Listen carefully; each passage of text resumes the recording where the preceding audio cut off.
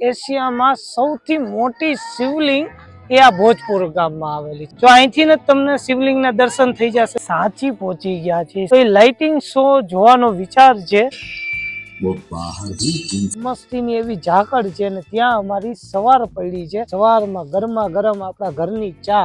અલવિદા કહેવાનો ટાઈમ આવી ગયો। आप तो गुजरात में आओ, आप बाहर भटकते रहते हो। आप राजकोट आओ। 3 साल से गुजरात नहीं आ रहा है, 3 साल से घूम रहे हैं। रुद्र भाई कभी भी आओ गुजरात की जल्दी से जल्दी आपसे मिलते हैं। चलो હવે જ્યારે અલવિદા કહેવાનો ટાઈમ આવે ત્યારે મજા નો આવે। जल्दी जल्दी आपको वापस मिलेंगे कश्मीर में, वापस अभी हिमाचल में मिलेंगे। मारना वारना नहीं। ભોજપુર ગામ ત્યાં છે મહાદેવજીનું વિશાળ મંદિર કે આ મંદિરનું ઘુમટ નથી અને કાજુને અત્યારે વાંદરાઓથી બીક લાગે છે।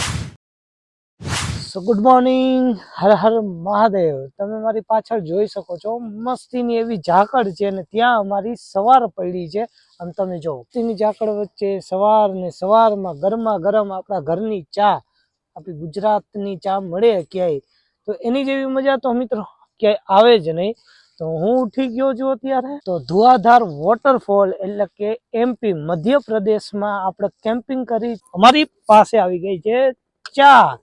તમે પાલી ઉપર જો વાતાવરણ જો સાથે આજે અપવાસ છે તો સવાર સવારમાં વેફર।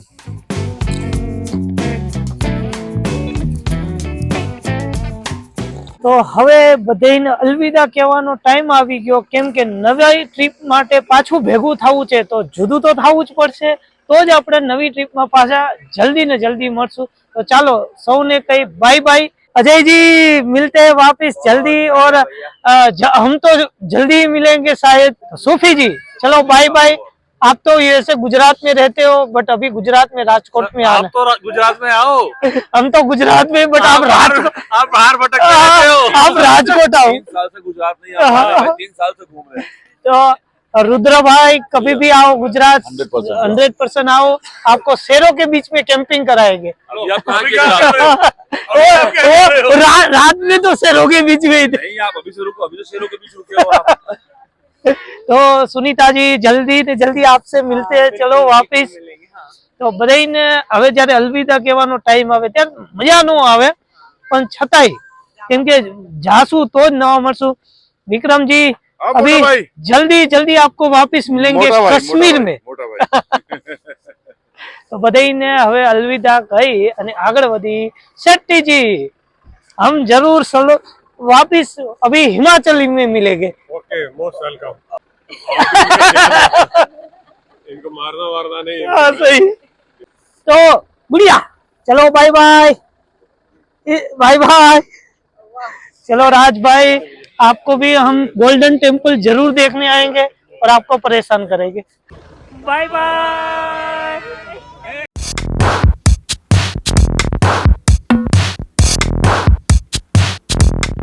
રાજમાર્ગ તો કંઈક અલગ જ છે। અહીંયા તો રેડ કાર્પેટ બિછાવેલો છે આમ જો।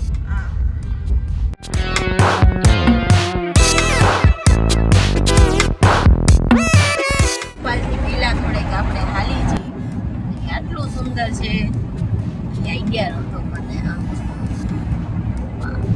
અને અત્યારે સમય એવો છે કે હવે તો આપણે એકલા જ છીએ। ઓકે, અને આપણે જોઈએ હવે એકલા સારા સારા લોકેશન ને એવું મળશે તો કેમ્પિંગ કરતા કરતા આપણે જાશું। અને મિત્રો હવે આપણે ગુજરાત તરફ જાય છે કેમ કે અમારા ઘરે એક મેરેજ છે તો મેરેજ ફંક્શન કદાચ આપણે અટેન્ડ કરશું। માન જ જાઓ નહીં તમે। ઓકે આપણે કેમ્પિંગ જ કરીશું। ઓકે કેમ્પિંગ કન્ટિન્યુ રાખવી છે। ઓકે લગ્નમાં જવું જરૂરી છે। લગ્નમાં જવું જરૂરી છે। અચ્છા, એટલે આ વ્યવહાર સાચવવા જરૂરી છે ને બધા। ખેતરમાં રૂકી જાય કેમ થાય। ભોપાલ તરફ જતા હતા ત્યાં રસ્તામાં અમને સુંદર મજાના દ્રશ્યો દેખાણા અને ગાડીને નહોતી મારવી ને તોય બ્રેક લાગી ગઈ। તો તમને પણ દેખાડી આ લોકેશન જો।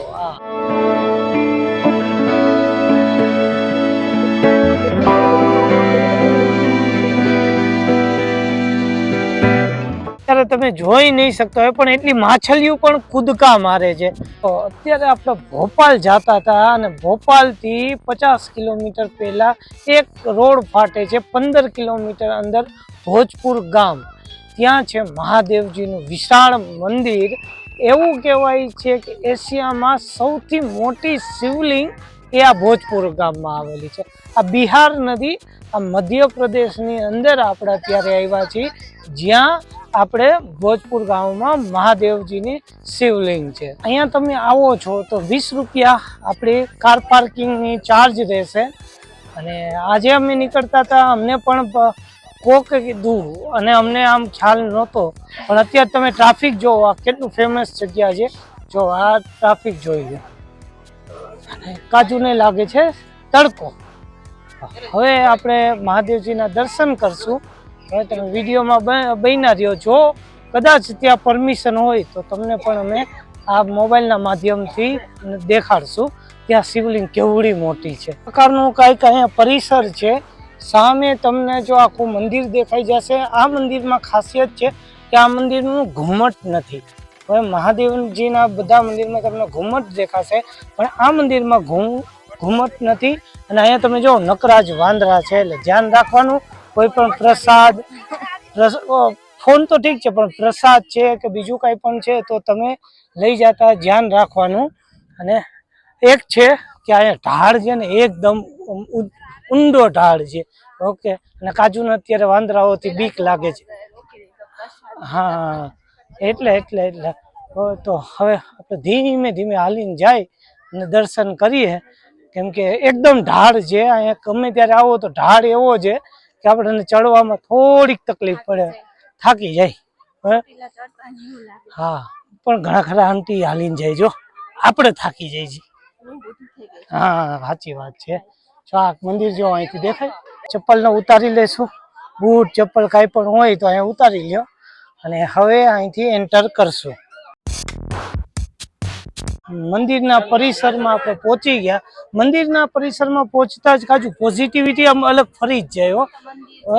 અને અહીંથી તમે જો ઓકે, તમને થોડીક પહાડ જેવું છે અને અહીંથી ને શિવલિંગના દર્શન થાય. કાજુ જો અહીંથી ને તમને શિવલિંગના દર્શન થઈ જશે. જો અહીંથી તમે જોઈ શકો છો આ શિવલિંગ છે. અંદર કદાચ કેમેરાને અલાઉ નહીં હોય તો તમને, પણ તમે ફોન દ્વારા અહીંથી કરી શકો છો.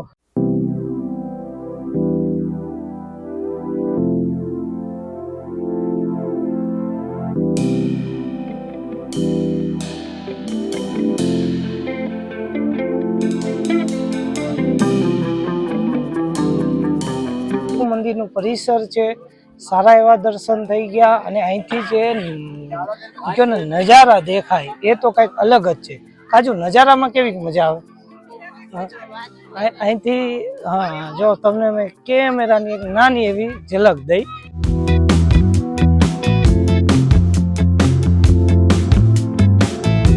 તો ચાલો, દર્શન થઈ ગયા. હજી અમારી પાછળ તમે મંદિર તો જોઈ જ શકો છો. બહુ સારું એવું મંદિર છે અને રિયલમાં શિવલિંગ તો બહુ જ મોટી છે. અને કઈ છે કે એક જ પથ્થરમાંથી આખી શિવલિંગ બનાવેલી છે. મસ્તીની એવી શિવલિંગ હતી. સાથે દર્શન પણ થઈ ગયા. તો હવે ફટાફટ આપણે પાછા આપણા રૂટ તરફ આગળ વધશું. તમને આ શિવલિંગના દર્શન કેવા લાગ્યા અને શિવલિંગ કેવી લાગી કમેન્ટમાં જરૂર ને જરૂર કહેજો. અને કમેન્ટમાં હર હર મહાદેવ લખવાનું તો ભૂલતા જ નહીં. ચાલીને થાય પછી વિચાર્યું કંઈક નાસ્તો કરીએ, અહીંનું પણ ચાખીએ. તો કાજુએ મંગાવ્યું, શું મંગાવ્યું? આલુ ચાટ. ને મેં મંગાવી આ ફરાળી વસ્તુ હતી, સાબુદાણા ને એવું બધું કરેલું. તો બંને અહીંયા નાસ્તો પાણી કરી અને પછી જ આગળ છાશ મંગાવી, લસ્સી મંગાવી. આપણે સાંચી પહોંચ્યા છીએ, જ્યાં વર્લ્ડ હેરિટેજ સાંચીનું ટેમ્પલ છે.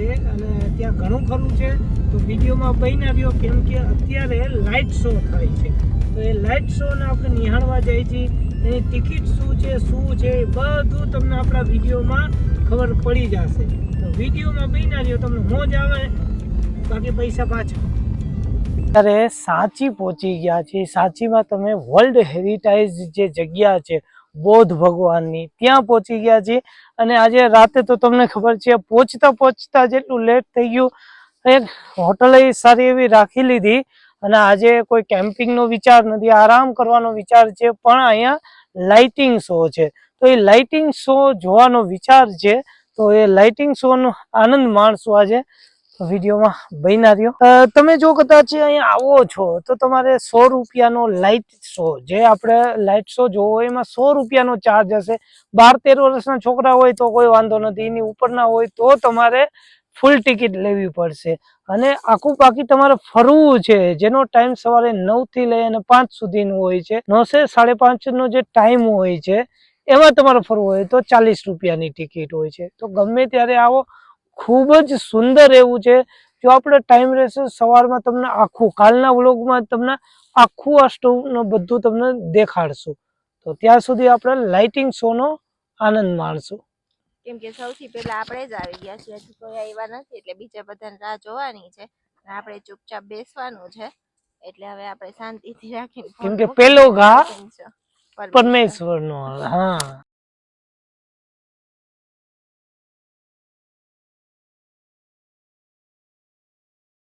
सम्राट अशोक मिलेंगे और ऐसे बहुत से विशिष्ट चरित्र मिलेंगे जो सांची की कहानी का हिस्सा रहे। ये कहानी आपको स्वयं इतिहास और वर्तमान सुनाएंगे, अर्थात इस कथा के कथावाचक इतिहास और वर्तमान ही होंगे। तो आइए उत्सुक वर्तमान के प्रश्न सुने और रहस्यमय इतिहास के गर्भ में झांकें। इतिहास इतिहास ये तो मुझे कहाँ ले आए? काकड़ाव, चाहो तो इसे काकड़ाए, काकनाद बोट या बोट श्री पर्वत भी कह सकते हो, जिसे आज तुम सांची कहते हो। उसके ये प्राचीन नाम ही तो हैं। इतिहास?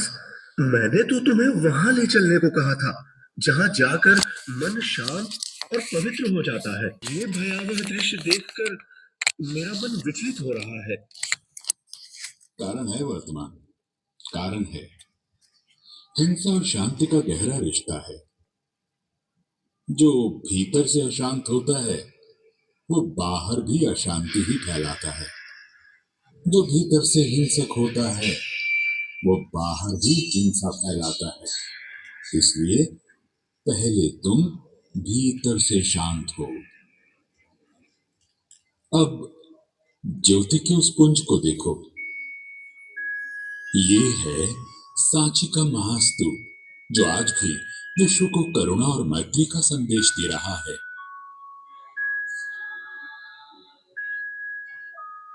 केवल तथागत बुद्ध के ही नहीं, उनके महान शिष्य सारिपुत्र और महामौगल्यायन के अस्थि अवशेष भी सांची आए। हे अग्रज, आप फिर मुझे भ्रमित कर रहे हैं। भगवान बुद्ध तो सांची कभी नहीं आए, तो उनके अवशेष सांची कैसे आए? तुम्हें भ्रमित करना मेरा उद्देश्य नहीं वर्तमान, बल्कि तुम्हारा मन शांत करना है।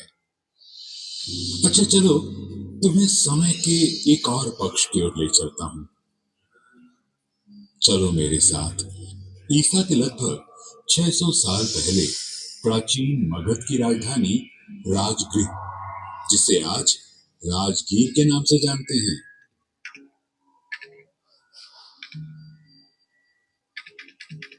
ये महात्मा कौन है इतिहास, जिनके दर्शन मात्र से मेरा मन प्रेम और करुणा से भर उठा? તો મિત્રો, બુદ્ધ ભગવાનનું ઘણું ખરું જાણવા જેવું અહીંયા છે. ઓકે, અહીંયા એમની અસ્થિયાના અવશેષો પણ તમને જોવા મળશે. તો કે જે સ્તૂપ કઈ એ પણ અહીંયા તમારે સારું એવું, અને જે આપણે નોટની અંદર 200ની નોટની અંદર જે સ્તૂપ દેખાડેલું છે એ અહીંયા જ છે. ઓકે, તો એ પણ તમને જો સવારે અમે વહેલા ઉઠી જાશું આજે, કેમકે આજે થાક્યા છીએ એટલે, તો એ પણ તમને દેખાડશું. તો કાલનો વ્લોગ, આજનો વ્લોગ તો જો લાઈક કરો, ગમે તો મજા આવે ને તો કમેન્ટ કરો, પણ ભૂલતા નહીં. ઓકે, અને બાકી કાલના વ્લોગમાં મળી, તો એની સાથે આ વ્લોગને આપણે કરી એન્ડ. સૌને હર હર મહાદેવ.